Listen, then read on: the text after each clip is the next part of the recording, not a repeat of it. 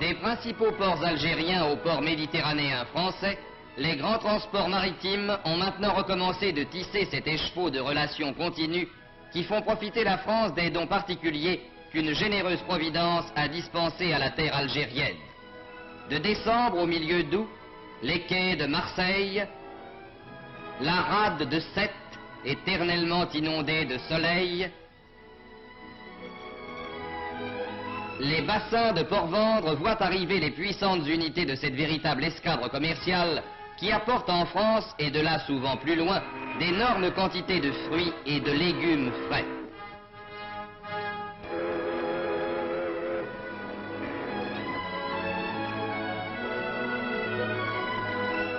Ce sont de beaux navires dont les noms parlent de ciel bleu, de soleil, de terre riche, de paysages variés, différents de ceux de l'Europe. De beaux navires dont les flancs recèlent ces richesses sensibles aux plus délicats que sont les primeurs et les fruits. Des primeurs et des fruits venant du pays lointain qui les produit grâce à un climat généreux, au labeur acharné de tous ses fils et dont la vocation est de les produire et de les exporter à une époque où d'autres pays moins favorisés en sont privés. Car alors que l'hiver sévit encore sous le ciel européen, l'Algérie récolte à profusion pommes de terre, carottes, artichauts, pois, haricots verts, tomates. Lorsqu'en France, les vergers fleurissent à peine, les courriers d'Algérie transportent des cerises et des abricots que le soleil a fait mûrir en avance et qui sont en Europe les annonciateurs du printemps. Et quand la neige et le verglas recouvrent les campagnes européennes, les oranges, les mandarines, les clémentines et les citrons, les figues sèches et les dattes au goût de miel mettent sur les tables par leurs brillantes couleurs un rayon de soleil. Citons quelques chiffres. Au cours de l'automne et de l'hiver 47-48, l'Algérie a exporté 900 000 quintaux d'agrumes, 200 000 quintaux de dattes, 370 000 quintaux de figues sèches. Au cours de l'année tout entière, plus de 2 millions de quintaux de fruits et de légumes frais. Pendant le seul printemps de 1948, 700 000 quintaux de pommes de terre nouvelles apportées d'Algérie ont été déchargés par les palans des ports français et britanniques. À point important s'il en est, apporté au ravitaillement des populations privées à ces époques de légumes et de fruits. Intervention d'une valeur plus importante encore dans la nourriture des enfants, qui peuvent trouver en plein hiver, dans la friandise éblouissante d'une orange ou d'une mandarine, les vitamines indispensables qui les protègent des maladies et assurent leur développement harmonieux. Mais au temps où nous vivons, le courrier maritime n'est qu'un lent marcheur lourdement chargé. L'avion possède d'autres mérites qui passent dans les mots rapidité, vitesse. Et dans l'air, les courriers d'Algérie tracent un autre réseau dont les fils s'étendent aujourd'hui jusqu'aux capitales du Nord. Chaque jour, les aéroports, ces grandes gares aériennes des villes d'Europe, peuvent voir se poser les cargos de l'air qui, sans secousse et sans heurts, apportent en quelques heures les primeurs et les fruits récoltés la veille. C'est que l'avion est le transporteur idéal des produits de qualité dont l'Algérie peut se targuer d'être la grande productrice. Les conditions de fraîcheur, de stabilité, de transport rapide et parfait sont par l'avion garanties. Sans délai, fruits et primeurs peuvent passer du centre de production algérien au centre de consommation européen. Et les tables d'outre-mer peuvent se couvrir, comme dans les légendes, de fruits et de primeurs qu'on vient de cueillir au jardin, bien que le jardin soit à plus de 2000 kilomètres.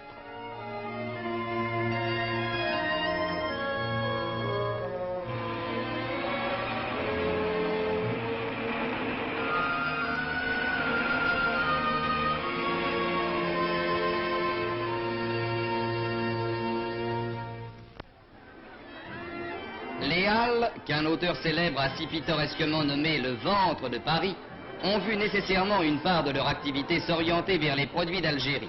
Paris mange beaucoup et Paris aime bien manger.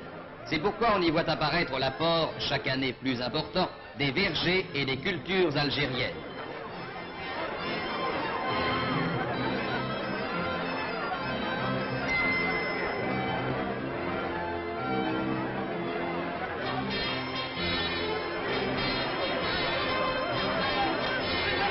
Mais Paris n'est pas un exemple isolé. Toutes les grandes villes aujourd'hui veulent participer aux dons de l'Algérie. À l'ombre de Notre-Dame de la Garde, Marseille connaît sur ses marchés les produits algériens dont les pittoresques peseurs jurés, à l'aide de ces balances romaines dont l'antique fossé garde le culte, vont d'éventaire en éventaire certifier le poids.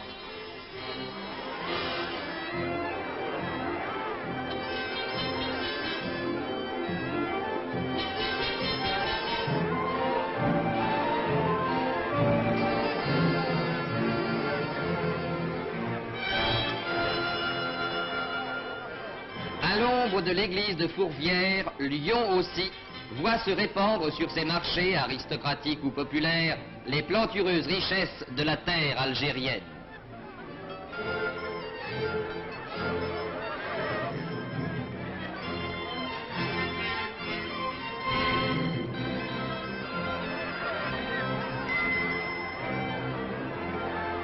Et partout maintenant, les vitrines des magasins de qualité se font honneur de présenter à leur clientèle ces produits choisis, dont la sélection certifie ou confirme la qualité et dans la production desquels l'Algérie tient la première place.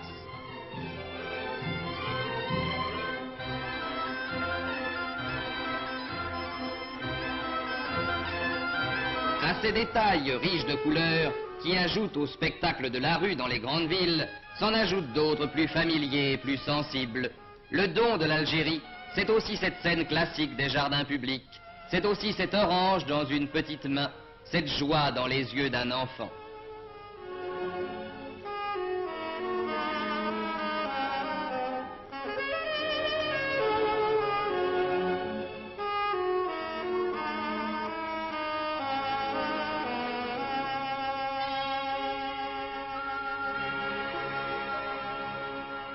C'est que tout a changé sur cette terre où voici moins de 100 ans des marécages s'étendaient un peu partout, couvrant des milliers d'hectares de terrain, faisant régner en permanence le paludisme et les épidémies génératrices d'une effrayante mortalité, qu'on songe en effet que la mort fauchait régulièrement de 30 à 40% de la population européenne. L'Algérie, pouvait-on penser, devait rester en grande partie inculte et sauvage. On comptait sans l'effort français. À force de volonté, d'ingéniosité, de courage et de sacrifice, les marais ont pu être asséchés, les rivières endiguées et d'immenses espaces rendus aux cultures et à la production. Aujourd'hui, aux endroits où s'étendaient autrefois ces espaces stériles et malsains, s'étendent les vastes cultures qui font de l'Algérie une terre bénie, bienveillante aux hommes. Mais dans ce pays, l'eau est rare et par conséquent précieuse. Il faut pouvoir conserver celle qui tombe du ciel, qui dévale des pentes, enfle les rivières et les torrents et se perd dans la mer ou dans les sables. Dans ce but, un gigantesque programme de construction de barrages a été entrepris et réalisé. Chacun de ces barrages réservoirs assure l'irrigation de vastes domaines dont le périmètre englobe quelques 20 000 hectares. Et l'on voit s'étendre chaque année sur les cartes la surface des terres irriguées, grandir les nouveaux domaines livrés à la culture.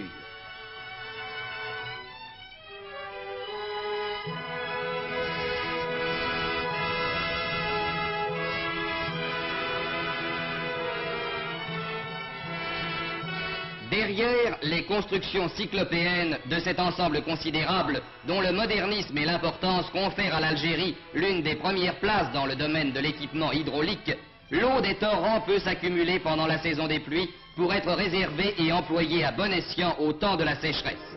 Un système étendu de conduites de toute taille, allant du large canal à la simple rigole d'irrigation, s'étend et se diversifie dans le périmètre d'action du barrage pour assurer la fertilité des terres. Ainsi, dans ces plaines fertiles, dans ces vignes immenses, l'Algérie recueille-t-elle aujourd'hui les fruits des efforts prodigieux de tous ses fils, venus de la métropole ou nés dans ce pays, qui communient dans le labeur fécond et l'activité créatrice. Mais à côté de ces immenses domaines, voués à des productions de base, l'Algérie devait bientôt s'apercevoir que son sol lui assurait d'autres gages de succès. Sa fertilité et les particularités du climat lui promettaient d'autres destins que ceux d'une Beauce ou d'un Languedoc, terre vouée aux cultures industrielles du blé ou de la vigne. L'Algérie, elle, pouvait se diriger vers la qualité. Et la vendange n'est pas seulement ici la cueillette brutale des grains destinés au pressoir, mais le ramassage plus délicat des chasselas qui peuvent rivaliser avec ceux des treilles les plus célèbres.